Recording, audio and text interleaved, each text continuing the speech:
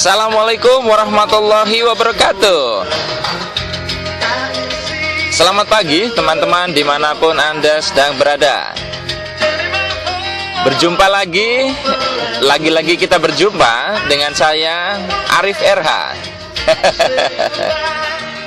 dalam program audio yang saya share secara free di dunia maya.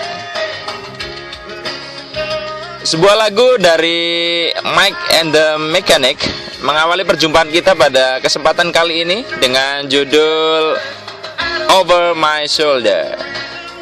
Ya, mungkin Anda bertanya-tanya ya, judul lagunya begitu. Ini tema kita kali ini tentang apa sih? Teman-teman, tema yang akan kita angkat kali ini sebenarnya kaitannya secara lirik macam-macam tidak terlalu terlalu jelas kaitannya dengan lagu, tetapi justru keterkaitannya dengan lagu tadi adalah begini. Jadi pada waktu timing saya sangat menyukai lagunya dari tadi Mike and the Mechanics tadi, itu zaman saya masih sekitar SMA awal atau SMP akhir ya, saya agak lupa, tapi yang jelas sekitar itu, dimana saya sedang gandrung-gandrungnya menyelami dunia ilmu gaib, ilmu kebatinan, metafisika ya. Dan itu dunia-dunia yang disebut mungkin oleh sebagian orang sebagai dunia kesaktian ya. Ya, itu masa lalu ya. Saya manusia biasa, sekarang manusia biasa. Tapi tujuan saya untuk mengangkat pengalaman saya waktu dulu itu adalah bukan semata-mata atau mengarahkan Anda supaya Anda belajar seperti itu, bukan. Tapi tujuan saya nanti saya akan cerita dulu ya, dan kita akan kaitkan dengan bagaimana alam semesta bekerja, kita akan kaitkan dengan bagaimana hubungannya dengan ilmu fisika modern, bagaimana kaitannya dengan realitas kehidupan yang kita jalani, dan kaitannya dengan bagaimana vibrasi tentunya. Bagaimana pengaruhnya dengan pikiran kita, perasaan kita, dan sebagainya. Dan karena ini bakalan panjang sepertinya, karena saya akan bercerita, ini akan bersambung. Ini akan dibagi dalam beberapa bagian ya. Jadi mungkin penjelasan saya mungkin di bagian keberapa setelah ini, tapi saya akan cerita dulu apa yang saya alami dulu. Jadi Anda bisa menyimak kronologinya dari awal. Dan tema yang akan kita angkat pada kesempatan kali ini adalah tentang vibrasi, ilmu kesaktian, dan ilmu fisika modern ya. Vibrasi, ilmu kesaktian, dan ilmu fisika modern. Teman-teman, ini adalah bagian 1 ya. Ini adalah bagian 1.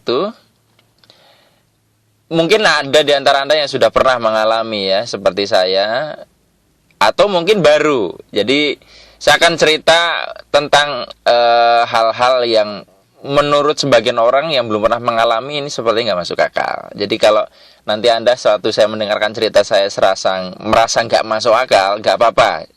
Jangan dipaksakan untuk Anda masuk akal ya. Tapi yang jelas saya cerita garis besar apa adanya.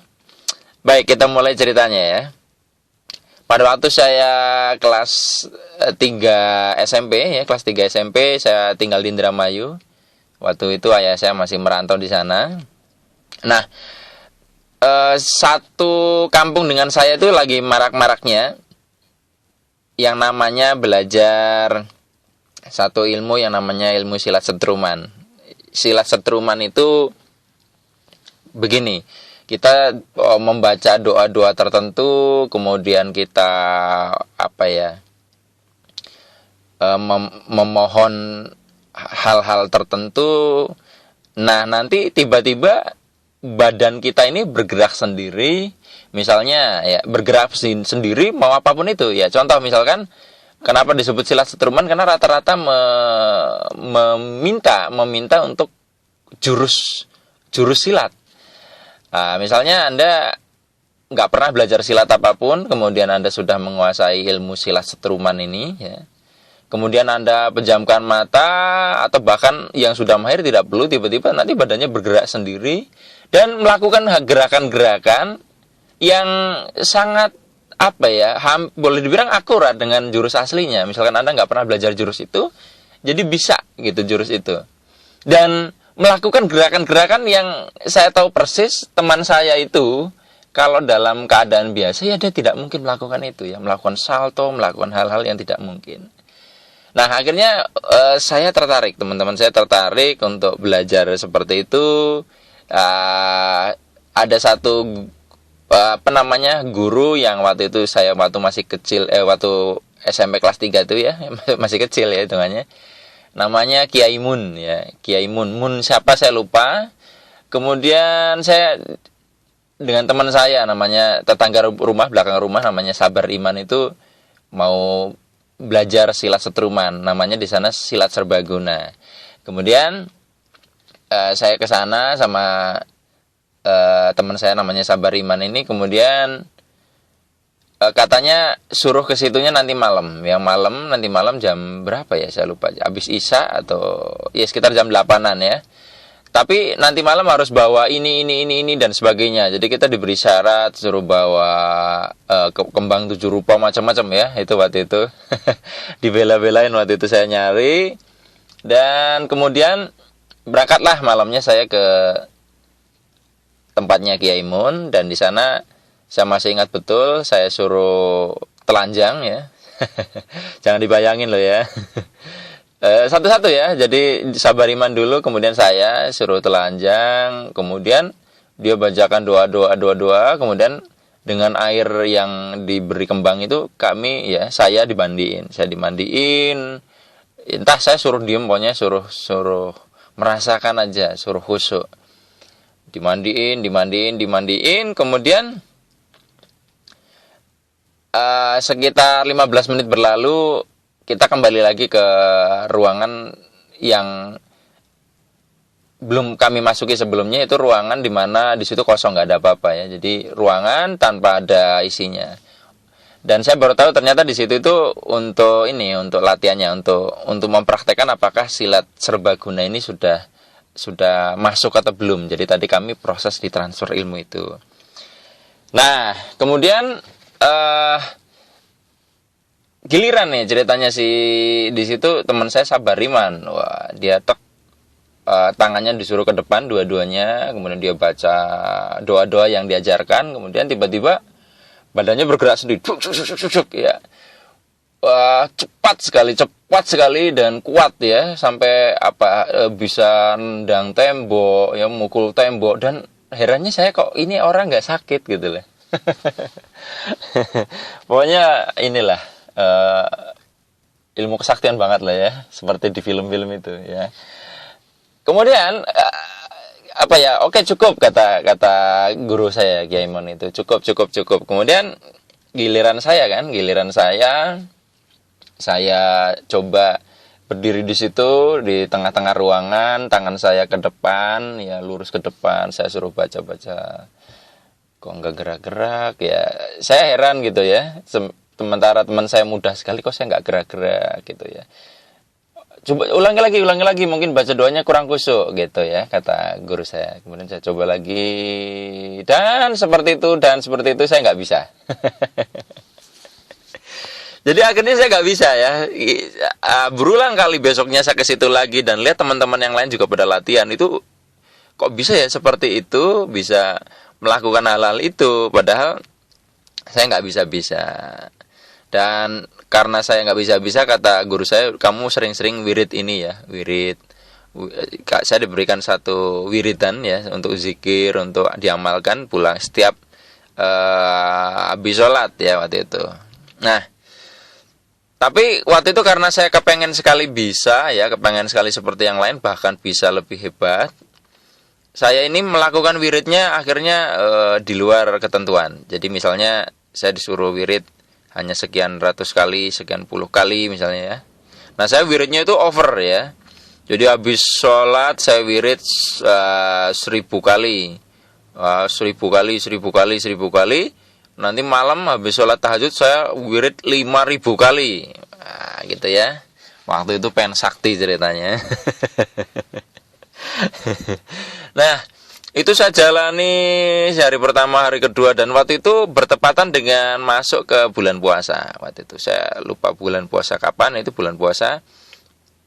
Dan saya melakukan wirid itu hari pertama, hari kedua, hari ketiga, hari keempat, tetap aja nggak bisa loh, masih nggak bisa. Tangannya itu bergerak sendiri, badannya gerak sendiri, melakukan silat setruman seperti teman-teman saya yang lain. Ya sudah, saya wirid terus, wirid. Hari pertama, hari kedua, hari ketiga, hari keempat, hari kelima, terus sampai kemudian hari ke-10, hari ke-11, hari ke-12 mulai ada hal yang aneh. Kadang saya mencium bau-bau yang tidak biasa. Saya bisa mendengar bisa mendengar suara laut, bisa mendengar hal-hal yang nggak saya dengar pada waktu saya memejamkan mata. Tetapi ketika buka mata, loh, nggak ada apa-apa gitu ya. Terus saya lanjutkan sampai akhirnya malam keberapa ya, 15, sekitar malam ke-15. Ceritanya itu masih puasa kan ya, puasa malam ke-15. Ini malam ke-15 Ramadan ya, malam ke-15 bulan puasa. Habis tarawih saya tidur, kemudian saya bangun sebelum sahur. Saya bangun sekitar jam 1 atau jam 2 lah ya. Kalau sahur ibu saya sekitar jam 3 atau jam 4, saya lupa. Nah, kemudian saya wirid 5.000 kali. Saya lakukan wirid. Wiridnya waktu itu ya Allah, ya Allah, ya Allah, ya Allah gitu terus ya. Dan rasanya itu yang tadinya saya merasa ada di mana, tiba-tiba merasa ada di mana gitu, beda kayak beda alam ya waktu itu rasanya. Dan kalau sudah nyaman itu malas untuk berhenti. Jadi ada satu kenikmatan yang susah untuk dibayangkan. 5.000 kali ya. Jadi nggak tahu berapa putaran tasbih, mungkin udah lebih, nggak ngerti. Nah, kemudian ini kejadiannya jam 12 malam, jam 12 malam. Kemudian saya wirid sampai 5.000 kali, kemudian saya tidur posisi jam berapa ya, saya lupa ya, berarti jam 1 atau setengah 2. Belum sahur itu, ayah saya belum sahur, ibu belum sahur. Saya tidur, kemudian pada saat saya tidur tiba-tiba saya ngalamin satu kejadian. Nah, disinilah awal mula nanti saya akan mengalami banyak kejadian yang menurut saya aneh ya. Yang kita akan bukan hanya bahas keanehannya, tapi kita akan bedah dalam sudut pandang ilmu fisika ya. Ini bukan mengarahkan Anda berpikir ke arah mistik, bukan. Nah, lanjut ceritanya. Kemudian saya tidur. Nah, pada saat saya tidur nggak terjadi apa-apa awal-awal. Kemudian saya dibangunkan, seperti serasa dibangunkan. Kok saya merasa sepertinya ini apa, saya dibangunkan sahur gitu ya, tapi nggak ada siapa-siapa. Tapi saya merasa ada sosok lain yang ada di ruangan itu gitu lah. Tapi nggak ada, tapi saya merasa kayaknya ada yang bangunin. Kemudian seperti ada yang berkomunikasi dengan saya, bangun Rif gitu. Oke, saya bangun. Ketika saya bangun, gitu, duduk, kemudian berdiri katanya. Saya berdiri, saya kaget, kenapa loh kok ringan sekali rasanya. Dan ternyata ketika saya menengok ke kasur ya, itu di situ ada tubuh saya. Nah, stres nggak? Saya waktu itu takut ya, kok tubuh saya ada di kasur, lah saya ini siapa gitu ya. Dan saya waktu itu merasa ini bukan mimpi. Saya betul-betul sadar waktu itu. Nah, kemudian ada perintah lagi katanya, kamu coba tanganmu sedekap di depan, kemudian suruh merem, kemudian muter ya. Jadi saya merasa muter, benar saya muter melayang-layang, kemudian nembus ke atap, menjauh, hilang ya. Jadi saya ingat betul di bagian itu hilang, selalu udah nggak ingat apa-apa sampai kemudian tiba-tiba saya berada di suatu tempat yang asing, yang saya pikir itu bukan di bumi katanya. Jadi saya melihat di situ banyak tenda-tenda warna putih, tanahnya itu seperti padang golf ya, hijau gitu ya, rindang, terang tapi tidak panas, tidak ada matahari tapi terang gitu loh.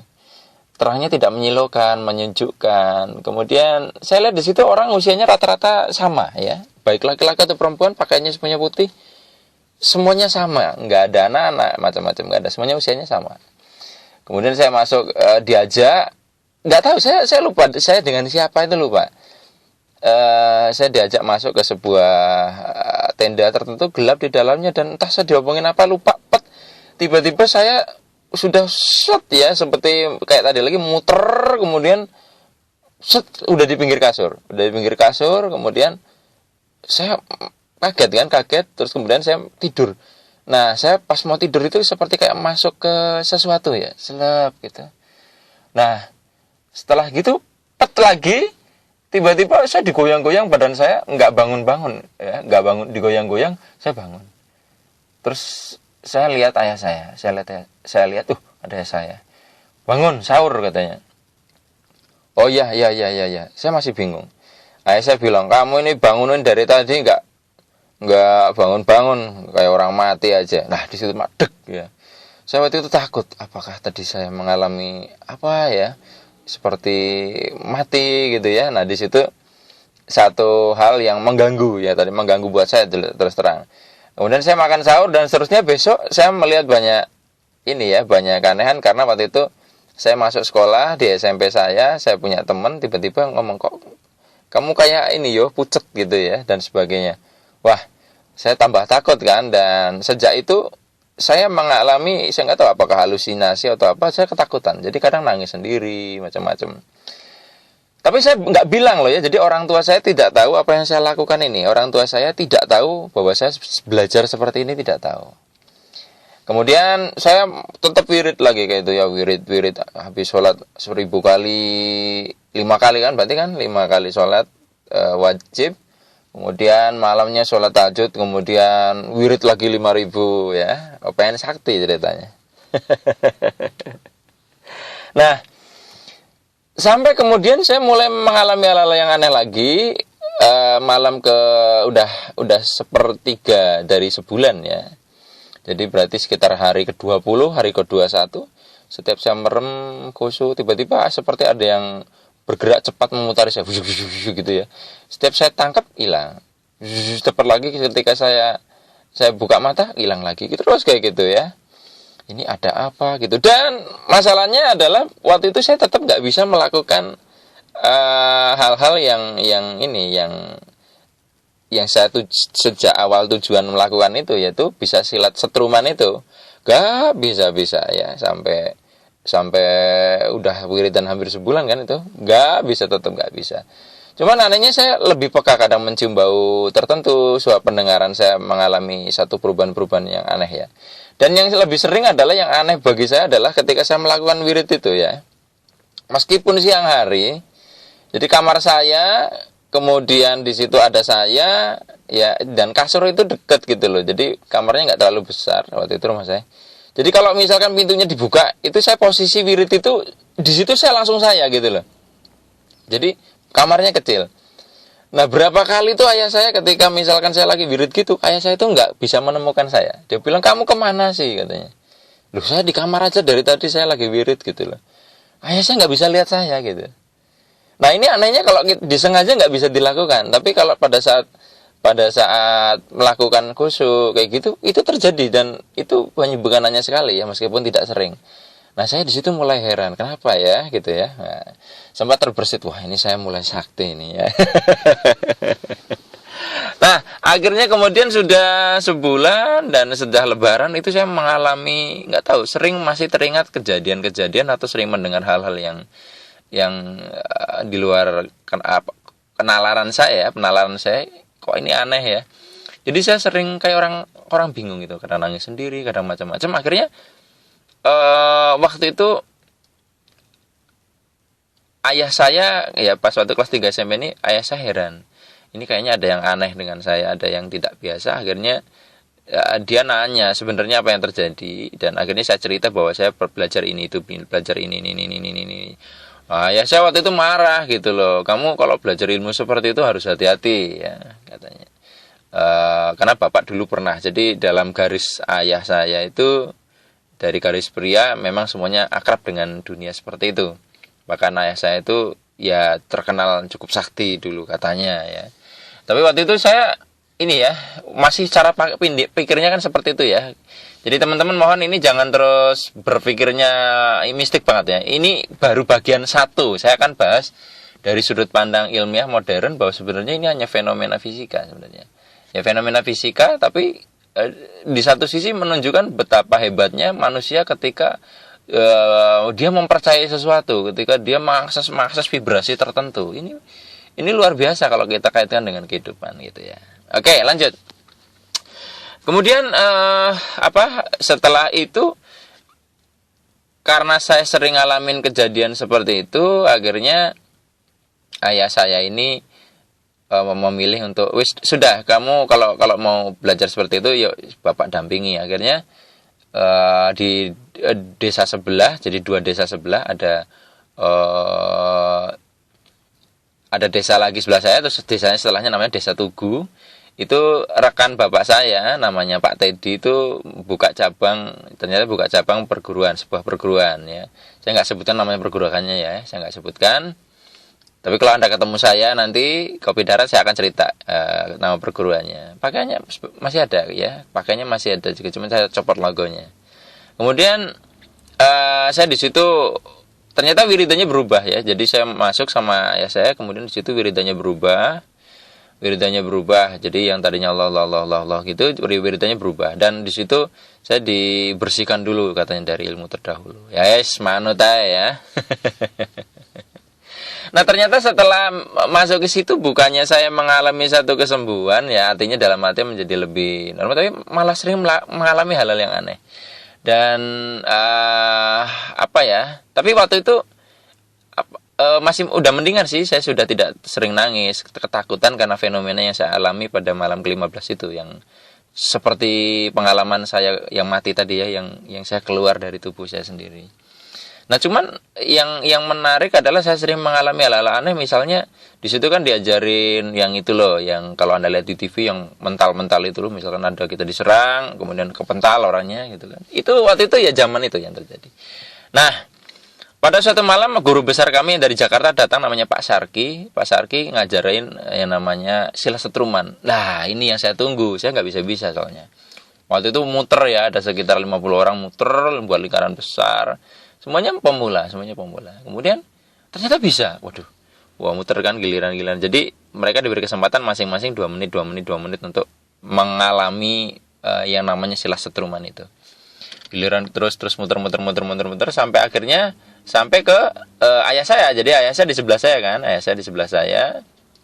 Nah, yang lucu dari kejadian itu adalah ayah saya kan belum pernah mengalami ini. Kemudian ya, dia pakai celananya tuh celana ke kantor. Ayah saya seorang guru, jadi celana kain gitu ya. Wah, itu gerakannya kan pecicilan ya, gerakannya nendang ke atas macam-macam ya. Sobek pret gitu ya.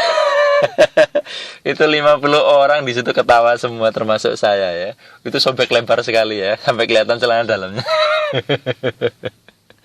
Nah, kemudian teman-teman giliran saya kan, pada saat waktu itu giliran saya suruh, tapi beda posenya. Kalau dulu itu tangannya suruh ke depan ya, ini biasa aja posenya, saya suruh baca, tangan saya cuma dipegang. Oh ya, jangan dipegang. Tiba-tiba set langsung gerak. Tangan saya bergerak sendiri bisa melakukan gerak-gerakan yang saya juga gak ngerti. Jadi saya seperti menonton diri saya sendiri melakukan gerakan itu. Ini keren sekali. Saya kalau masih mengingat itu luar biasa keren. Itu bisa cepat gerakannya, mantap. Dan nggak capek walaupun itu gerakannya set, sampai kemudian stop ya, di stop sama Pak Sarki. Dan setelah berhenti itulah saya merasa ngos-ngosan ya, ngik. Otot-otot pada sakit ya. Padahal waktu bergerak enggak merasa apa-apa gitu. Nah di situ saya senang sekali ya, karena saya mulai bisa, dan saya mulai sering melakukan yang seperti itu, Kemudian sering latihan sama ayah saya ya. Jadi kalau di rumah itu saya latihan, misalnya saya nafsu ya, kan itu bisa istilahnya nyambat nafsu. Saya nafsu, ayah saya berdiri. Pernah waktu suatu saat di ruang makan, ibu saya duduk, ayah saya berdiri di depan TV ya, agak ada jarak sih. Kemudian saya nafsu, saya marah ya, memang niat mukul ayah saya. Kemudian ketika saya sudah lari mendekat, tiba-tiba tak langsung seperti menghantam satu bantalan udara yang dimana saya ketika semakin ingin memukul itu semakin memadat gitu loh. Dan saya cuman menggerakkan tangan dikit gitu, saya kepental, posisi jatuhnya nggak pas ya, tangan saya yang kanan apa kiri saya lupa nahan tubuh saya sehingga itu terkilir. Jadi besoknya ayah saya nganter untuk pijet ya, untuk urut ya, bengkak tangan saya itu berapa hari itu. Sakti kan ya. Nah kemudian ya yang menarik lagi adalah fenomena waktu itu saya pulang ya, habis latihan pakai sepeda kan, saya ke desa sebelah pakai sepeda. Nah kemudian saya pakai sepeda itu pulang ke rumah, saya rombongan. Jadi waktu itu dari desa saya mulai banyak yang belajar juga, dan saya punya beberapa teman-teman dekat di situ yang ikut. Nah pada saat pulang saya melewati di situ, ada melewati gereja, di situ ada anjing kan, anjing gede. Saya selalu takut sebenarnya lewat situ karena anjingnya besar dan selalu menggonggong. Saya waktu itu pakai sepeda mini yang bentuknya perempuan, sementara teman-teman saya yang lain pakai sepeda BMX, sepeda yang besar-besar, sepeda laki-laki. Jadi kalau saya ngondel ya pelan. Waktu itu saya boncengin teman saya namanya Ade. Nah saya paling belakang kan, kemudian ini usil ya, waktu itu saya jam berapa ya, karena latihannya malam, pulang tuh jam 11 ya. Itu biasanya malam minggu latihannya. Nah malam minggu apa malam Jumat, saya lupa. Tapi biasanya malam minggu karena supaya tidak mengganggu jadwal kita sekolah besoknya. Nah, kemudian pada saat pulangnya itu, teman-teman saya ini sambil ngebut, mereka godain, gug gitu ya. Mereka cepet, nah ternyata anjingnya ini nggak dirantai. Keluar dari gereja, wah gue ngeri lah itu, waktu itu saya takut betul ya. Nah, itu ini ngejar saya karena saya paling belakangan. Nah di situ saya waktu itu saya lupa baca doa apa ya. Lalu ketika anjing itu mau mendekat, tangan saya giniin, itu bisa kepental ya. Itu luar biasa. Saya sampai hari ini masih nggak percaya ya. Waktu itu yang lihat ya ini yang bonceng. Kemudian kepental ya, bukan hanya kepental. Ketika dia menjauh, tangan saya gerakkan ke sana, keseret loh. Itu anjing itu seret gitu, bisa keseret. Saya juga nggak tahu itu. Padahal waktu itu kan belajarnya belum lama ya. Wah, pokoknya kesaktian banget lah pokoknya. Dan disitulah satu pengalaman yang luar biasa ya gitu teman-teman. Dan bagaimana kelanjutannya teman-teman, kita akan sambung di rekaman untuk esok hari kelanjutannya, karena saya akan buat hanya berdurasi 30 menit ya. Tahan penasaran Anda, kita akan ketemu lagi ya dalam rekaman selanjutnya. Dan bagi Anda yang mungkin penasaran dengan apa yang saya bahas ini ya, saya juga sebenarnya sudah menuliskan dalam bentuk tulisan di artikel-artikel saya ya tentang pengalaman saya ini, berseri juga. Bisa berkunjung ke website saya ikhlaspasrah.com ya, ikhlaspasrah.com ya. Atau Anda bisa kalau ingin menelusuri catatan ya, dalam bentuk catatan bisa berteman dengan saya atau follow Facebook saya Arif RH ya, Arif RH. Anda bisa menyimak di situ atau kita bisa diskusi berkaitan dengan apa yang saya bahas ini, yang saya ceritakan ini. Baik teman-teman, hanya ini yang bisa saya bagikan, saya ceritakan pada kesempatan kali ini. Simak lanjutannya di rekaman selanjutnya. Mohon maaf apabila ada kata-kata yang tidak berkenan di hati Anda. Saya akhiri. Billahi taufik wal hidayah. Wassalamualaikum warahmatullahi wabarakatuh.